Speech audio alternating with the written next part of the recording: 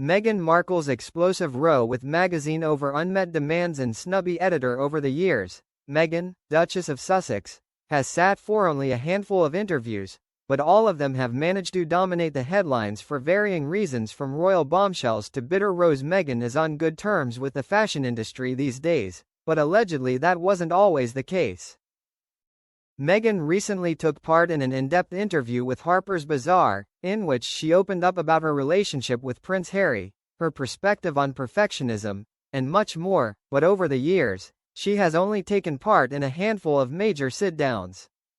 Most infamously, she divulged all about her perspective on her royal exit with Oprah Winfrey in 2021, saying she was silenced as a working royal, and levied a myriad of other bombshells at the firm. But there was another interview in particular that dominated headlines.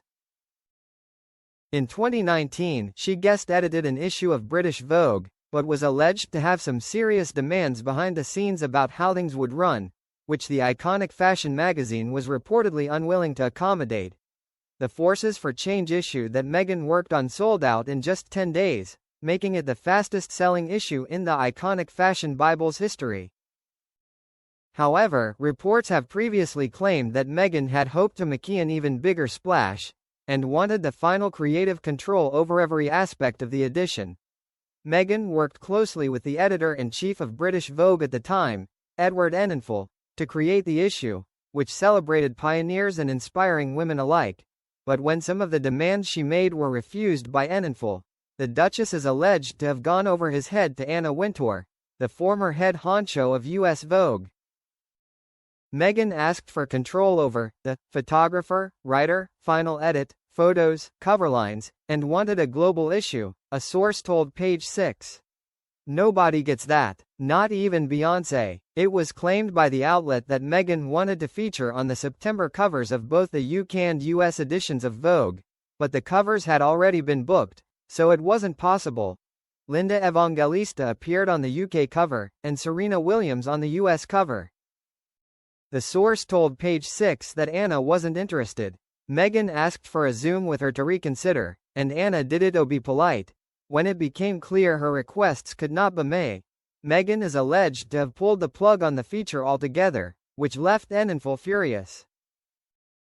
A source told the Daily Mail the Duchess and her team had high expectations and were expecting she might get a print cover or at least a digital cover out of it, but Enninful was not able to meet those expectations. He already had a magazine cover in the bag for that month. Edward was furious to have lost the project, as were the powers that be at Condé Nast. The source continued, the whole process became very difficult. Edward could only promise her a big showy feature inside the magazine and online, but she turned it down.